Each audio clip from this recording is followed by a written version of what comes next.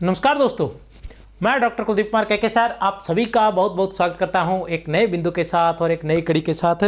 तो आज का जो हमारा बिंदु है वो वरिष्ठ अध्यापक के लिए जो फर्स्ट पेपर है, जो जीके वाला जो पेपर है, उसमें हमें किस किस प्रकार की किताबों का अध्ययन करना चाहिए, कौन कौन सी किताबों का अध्ययन करना चाहिए और कौन कौन सी किताबों से कहाँ से कौन सा टॉपिक जो है वो हमें पढ़ना चाहिए, उनसे संबंधित है। कारण यह है कि लंबे समय से हिंदी साहित्य का इतिहास अपने चैनल पर लगातार करवा रहा था। उसके अलावा गद्य विधाएं वगैरह ये भी सब कुछ चल रहा था। और पीछे जैसे ही वरिष्ठ अध्यापक की जो पिछली अभी संस्कृत शिक्षा वाली जो एग्ज़ाम हुए हैं, उसके बाद मैंने वरिष्ठ अध्यापक से संबंधित कोई ज़्यादा क्लास अपने चैनल पर नहीं डाली है। तो उसी वजह से बार बार विद्यार्थी कह रहे थे कि सर वरिष्ठ अध्यापक की भी क्लास लेकर आइए और वरिष्ठ अध्यापक फर्स्ट पेपर में क्या पढ़ना चाहिए। हालांकि व्याख्याता वाले भी बार बार यही पूछते हैं कि फर्स्ट पेपर में क्या पढ़ना चाहिए, फर्स्ट पेपर में क्या पढ़ना चाहिए। तो सब्जेक्ट से संबंधित, हिंदी से संबंधित तो मैं काफ़ी बार क्लास ले आया, लेकिन फर्स्ट पेपर से तो फिर काफ़ी समय से मैं कोशिश कर रहा था कि फर्स्ट पेपर से संबंधित, तो व्याख्याता से संबंधित में मैं जो फर्स्ट पेपर में क्या करना चाहिए उससे संबंधित भी क्लास अपनी आएगी। लेकिन फिलहाल जो है वरिष्ठ अध्यापक के लिए प्रथम प्रश्न पत्र के लिए हमें क्या पढ़ना चाहिए, तो ये क्लास जो है ज़्यादा लंबी नहीं होने वाली है। बस नाम मात्र की जो बुक्स है उनके बारे में मैं आपको बताऊंगा और किस तरह से पढ़ना चाहिए वो बताऊंगा, ठीक है ना। तो आराम से आज की क्लास आप देख सकते हैं। अगर आपने चैनल को सब्सक्राइब नहीं किया है तो चैनल को सब्सक्राइब कर सकते हैं, संकुल मार्गदर्शन। और अगर आपने ऐप डाउनलोड नहीं किया है तो वो भी ऐप डाउनलोड कर सकते हैं। और ऐप डाउनलोड करने से पहले वरिष्ठ अध्यापक वाले अगर विद्यार्थी ही देख रहे होंगे तो वो आप स्नातक स्तरीय जो रचनाएं मेरे चैनल पर करवाई गई हैं, जो क्वेश्चन आंसर करवाए गए हैं, उनको देख ले एक बार, उनको देख के फिर ऐप को डाउनलोड कर लें, ठीक है ना, आपको अच्छा लगेगा।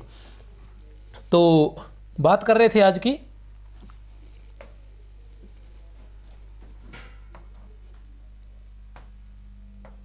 वरिष्ठ अध्यापक की बात कर रहे थे हम।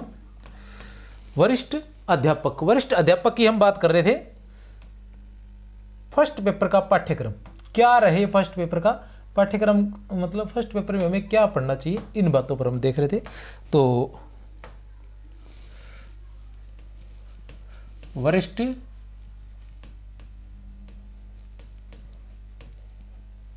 अध्यापक, ठीक है ना, वरिष्ठ अध्यापक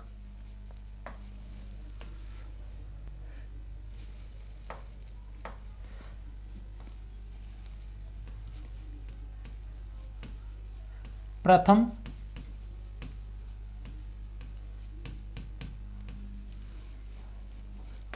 प्रश्न पत्र,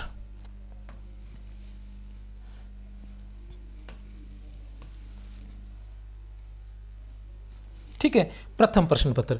अब इसमें क्या है, क्या क्या रहता है आपको बताएं कि भूगोल रहता है, इतिहास रहता है, राजनीति विज्ञान रहता है, करंट अफेयर्स आता है, उसके अलावा मनोविज्ञान रहता है, ये मुख्य रूप से। बाकी संस्कृति वगैरह वो तो है ही है इसके साथ साथ, ठीक है ना। तो मुख्य रूप से जैसे भूगोल वगैरह है। अब दो बातें आपको बताऊंगा, आपके पास जो भी है वो आप देख सकते हैं।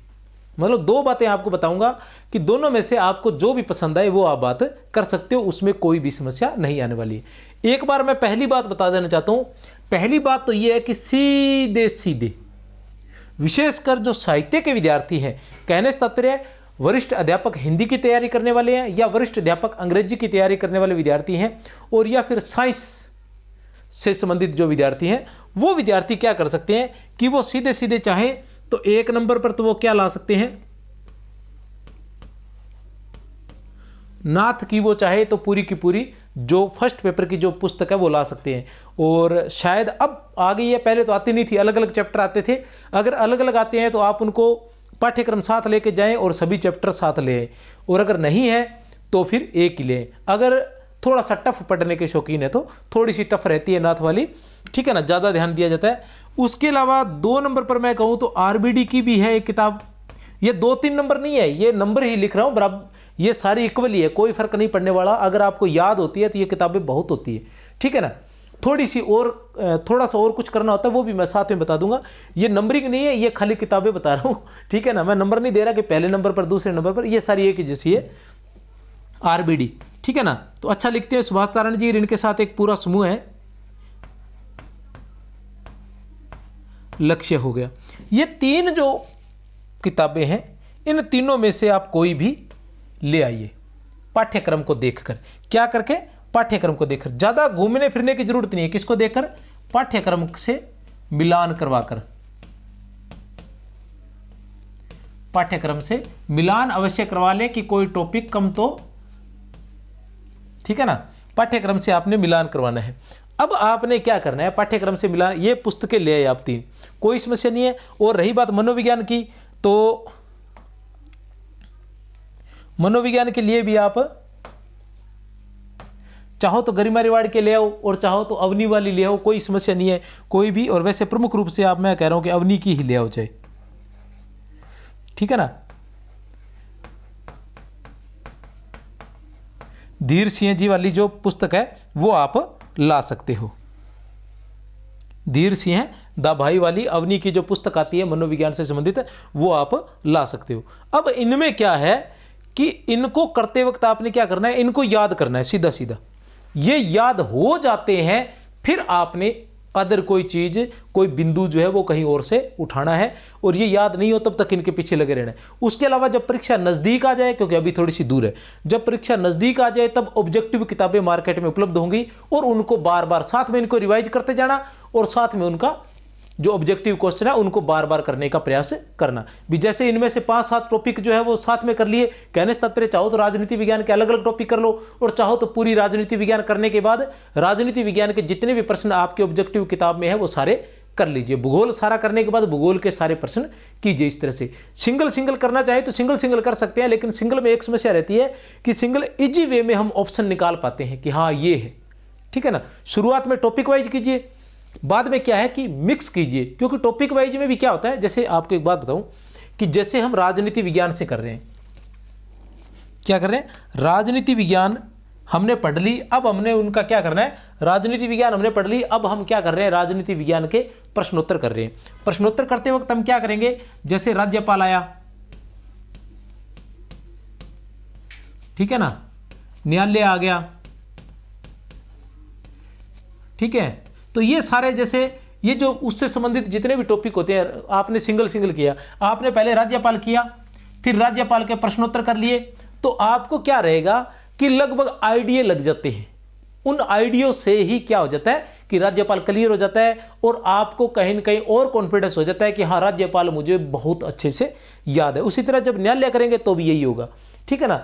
लेकिन राजनीति विज्ञान के जब सभी बिंदु एक साथ करेंगे तब आपका 80% मूल्यांकन होगा। ये जब कर रहे हैं सिंगल सिंगल कर रहे हैं तो जो मूल्यांकन होगा वो वास्तविक मूल्यांकन नहीं, वो 50% मूल्यांकन होता है। आपको याद करने के लिए ऐसा करना चाहिए सिंगल सिंगल, ठीक है ना। बाद में इकट्ठी राजनीति विज्ञान करनी चाहिए, पूरी राजनीति विज्ञान का एक साथ टेस्ट देना चाहिए, ठीक है ना, एक साथ। और उसमें भी आपका 80% मूल्यांकन होगा। 100% मूल्यांकन आपने अंत में जाके देना है। चाहो तो बीच में भी जब महीने नजदीक हो तो कोई मॉडल पेपर ले आना जिसमें पूरे फर्स्ट पेपर के प्रश्न हो, तब समझ में आता है। क्योंकि जो घालमेल होना होता है वो वही होता है, पूरा प्रश्न पत्र आता है। वैसे तो राजनीति विज्ञान है तो इसके भी एक टॉपिक है तो इजी वे में आइडिया लग जाएंगे, पूरा राजनीति विज्ञान है तो भी आइडिया लग जाएंगे, लेकिन जब सारा मिक्स हो जाता है तब आइडिया लगने थोड़े से कठिन हो जाते हैं। तो ये मॉडल पेपर को करने का तरीका ये है, ये मैंने थोड़ा सा बीच में आपको बताया है। अब रही बात पुस्तकों की, ये तो है पहला तरीका। अब पहले तरीके में भी कुछ सावधानियां बरतने की जरूरत है। वो कौन सी है? इनमें से आपने कोई भी पुस्तक उठाई है, कोई भी पुस्तक उठाइए आप, कोई समस्या नहीं है, याद कीजिए। अब आपने क्या करना है? प्रत्येक बिंदु को पाठ्यक्रम के साथ मिलान करते हुए ही पढ़ना है, प्रत्येक बिंदु को। क्योंकि बहुत बार ऐसा होता है कि कुछ पुस्तकों में कुछ टॉपिक छूट जाते हैं या कुछ टॉपिक अधिक महत्व के होने के बावजूद भी सीमित स्थान होने की वजह से, क्योंकि ये जो गाइड होती है इनमें स्थान सीमित होता है, उस वजह से कहीं ना कहीं महत्वपूर्ण बिंदु को भी स्थान जो है कम दिया जाता है। तो ये आपने ध्यान रखना है। और ध्यान कैसे रखोगे? अगर आपने किसी का कोर्स ले रखा है तो आप उससे गाइडेंस ले सकते हैं कि ये बिंदु इतना है, कितना कैसा पढ़ा जाए। और वैसे भी वो अपने आप दे रहे होंगे, कोर्स ले रखा है तो आपको फ़ोन करके उनसे संपर्क करना चाहिए और उनके बारे में बार बार मार्गदर्शन लेते रहना चाहिए। ऑफलाइन क्लास है तो फिर कहने की ज़रूरत ही नहीं है, वो आपको अच्छे से मार्गदर्शन दे रहे होंगे। इनमें से मुझे लग रहा है किसी गाइड की भी ज़रूरत नहीं है, फिर भी लाकर रख लो तो देखने के लिए काफ़ी है। सभी मत लाकर रखना, सभी में थोड़ा बहुत अंतर होता है, उससे कोई फर्क पड़ने वाला नहीं होता है, ठीक है ना। और फिर भी न आपने कोई कोचिंग ज्वाइन कर रखी है और न आपने किसी का कोर्स ले रखा है, तो किसी ऐसे व्यक्ति से मार्गदर्शन अवश्य लेते रहे जो आपको जानता है, जो पहले इस प्रकार का कंपटीशन फाइट कर चुका है और इन्हीं दिनों कर चुका है, या वो इन्हीं दिनों पढ़ा रहा है आपके अड़ोस पड़ोस में कहीं भी, तो उससे थोड़ा बहुत गाइडेंस ले, या जिसने पिछली परीक्षा पास की है उससे गाइडेंस ले। कोई ऐसे व्यक्ति से ना ले जिसने बहुत सालों पहले परीक्षा पास की है, तो वो थोड़ा अंतर आ जाता है पढ़ने का। पिछली परीक्षा जिसने पास की है, ऐसे किसी व्यक्ति से आप गाइडेंस अवश्य ले, ठीक है ना। अब क्या होता है कि जैसे नाथ है, अब इनमें से किसी भी पुस्तक में कोई टॉपिक कमजोर है, कोई भी टॉपिक कमजोर है, तो उसको आप अन्य कहीं से क्लियर कीजिए। कैसे कीजिए? आप YouTube पर सर्च मारिए, ठीक है ना, वहां वो टॉपिक आ जाएगा। वहां आप देख लीजिए कि राजनीति विज्ञान कौन से सर अच्छा पढ़ाते हैं, उन्हीं सर से वो टॉपिक पढ़ लीजिए। वो टॉपिक पढ़ने के बाद आपकी जो गाइड है, इनमें से कोई भी गाइड है, जो एक्स्ट्रा बिंदु वो बता रहे हैं, वो एक पेज पर नोट कीजिए और उसके बाद उसको उस गाइड में लगा दीजिए। ये मेरे पास गाइड पड़ी है, मैं थोड़ा सा आपको बता दूं, ठीक है ना। ये देखिए, जैसे ये गाइड है अपनी, ठीक है, 7200 वस्तुनिष्ठ प्रश्न। इसमें मैंने देखो इस तरह से ये पेज लगा रखे हैं भी। जो भी हम नोट्स पढ़ते हैं, कुछ ऐसा लग रहा है कि मॉडिफाई करने के लिए, देखिए ये यहाँ पेज लगे हुए, 1 पेज, 2 पेज, 3, 4, 5, 6, ये यहाँ तक कि 10 पेज लगे हुए एक बिंदु में, ठीक है ना। जिस बिंदु में आपको कोई कमी नजर आती है, उस बिंदु में इस तरह से इसमें जगह जगह पेज लगे हुए हैं। तो इससे क्या होगा कि आपको बार बार और किताबें उठाने की जरूरत नहीं पड़ेगी कि और किताबें पता नहीं कहां से पढ़ा, बाद में हम भूल जाते हैं, ठीक है ना, कहीं और से पढ़ा होता है, यूट्यूब पे वीडियो भी देखी होती है तो भूल जाते हैं, आखिर में हम खाली गाइड पढ़ते रहते हैं। तो ऐसी कंडीशन में एक पेज पर लिखिए, जो भी नई चीज मिलती है वो वहां अंदर ही फेविकोल से चिपका दीजिए। दूसरी बार आपको 2-3 किताबें उठाने की जरूरत नहीं पड़ती है, ठीक है ना। ये तरीका बार बार, जैसे कहने राजनीति विज्ञान को अच्छे टीचर करवा रहे हैं, उनसे इतिहास का कोई बिंदु आपको कमजोर लग रहा है, वहां से कर लिया।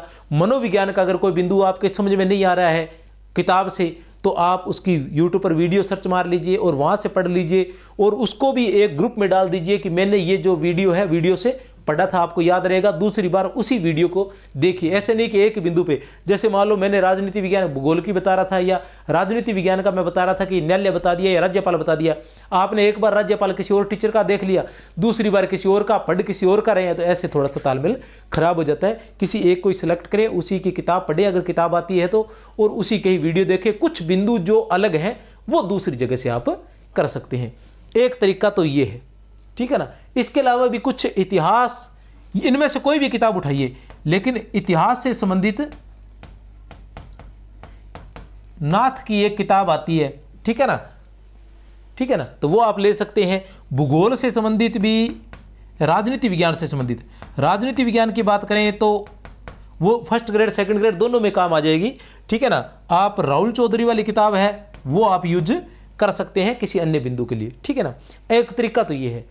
दूसरा तरीका ये है कि आप क्या कीजिए, जो भूगोल का पार्ट है, भूगोल के लिए आप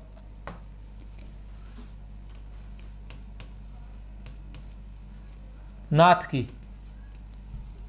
ठीक है ना, भूगोल में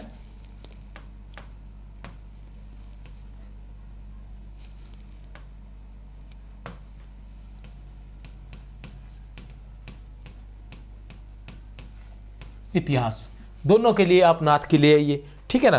अगर राजनीति विज्ञान है तो राजनीति विज्ञान के लिए आप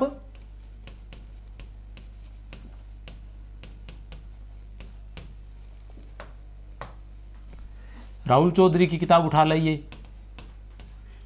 और इनकी किताब लाने का ये होता है, विशेषकर जैसे राहुल चौधरी जी है, इनकी किताब लाने का एक, इनकी यूट्यूब पर वीडियो मिल जाती है, आपके कोई टॉपिक समझ में नहीं आ रहा था वहां से पढ़ सकते हैं, ठीक है ना। तो इस तरह से आप ध्यान रखें कि ये अलग अलग पुस्तकें भी आप ला सकते हैं। बाकी रही बात मनोविज्ञान की, तो उसके लिए आप गरिमा रिवाड़ की भी किताब ला सकते हैं, ठीक है, और अवनी की भी ला सकते हैं, और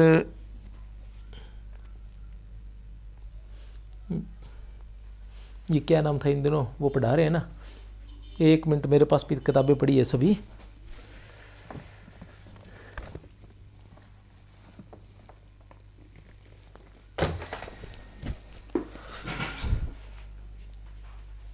वंदना जादौन वाली भी, ये भी अच्छी है। और ये दिशा है, सुप्रिया गौड़ है, नाथ की भी है। इनमें से कोई भी एक किताब ले आइए, एक बात तो ये है। लेकिन जब बाद में ऑब्जेक्टिव करने हो तो इन सभी की ऑब्जेक्टिव किताबें आती है, इन सभी की, उनमें से 2-3 उठा लो और रट्टे मार दो। मेन ये सारी है, ठीक है ना। नाम जो मुख्य मुख्य नाम बता दूं, अवनी हो गया, वंदना जादौन हो गया, और सुप्रिया गौड़ हो गया।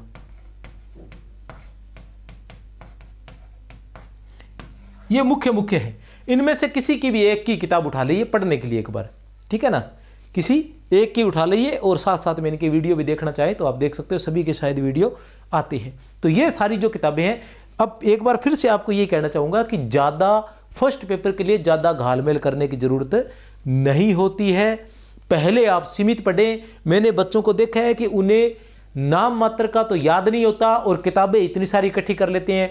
जब आपको सीमित याद नहीं है तो किताबें ज़्यादा इकट्ठी करने का कोई मतलब नहीं है। पहले सीमित सामग्री कोई भी एक गाइड उठा लाइए, अगर नोट्स नहीं है तो।